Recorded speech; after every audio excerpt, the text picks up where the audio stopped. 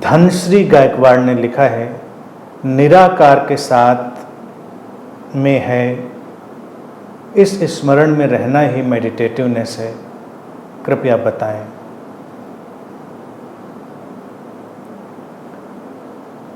निराकार साथ में है, इस स्मरण को रखना, इसकी आवश्यकता क्या है?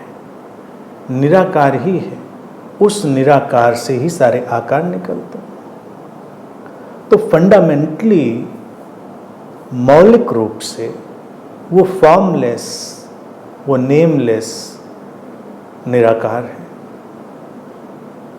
उसको जान लिया एक बार तो फिर वो भूलता नहीं, वो विस्मृत नहीं होता। तो उसको लगातार याद रखने की जरूरत नहीं।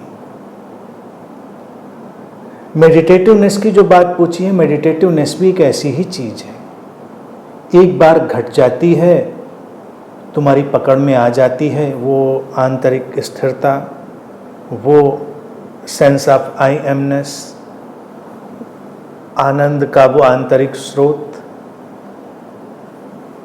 तो फिर वो कम और ज़्यादा हो सकता है, तीव्र और मध्यम हो सकता है, लेकिन वो बना रहता है, हमेशा साथ में चलता है। तो निराकार जो बात उठाई है, फॉर्मलेस, उसको स्मरण रखने की ज़रूरत नहीं है।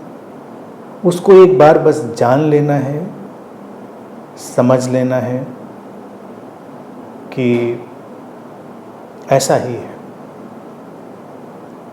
नथिंगनेस से ही एवरीथिंग, सब कुछ पैदा होता है। उस निराकार से ही सारे आकार पैदा होते हैं।